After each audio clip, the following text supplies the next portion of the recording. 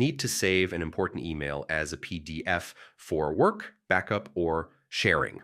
In this full 2025 guide, I'll show you exactly how to do it in Outlook. First, head into the folder that contains the email you want to save.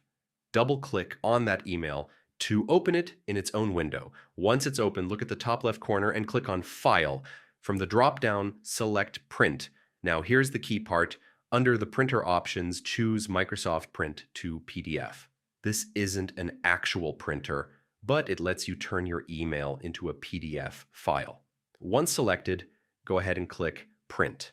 A new window will appear asking where you'd like to save the file.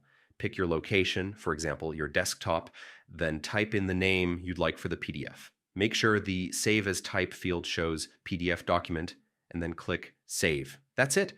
Your email has now been saved as a PDF. You can open it directly from your desktop or chosen folder and view the subject, sender, and the full email content neatly preserved. So next time you need a professional record of an email, you'll know exactly how to turn it into a PDF in just a few clicks. If this tutorial helped you, don't forget to hit like, drop a comment if you have questions, and subscribe for more quick Outlook tips.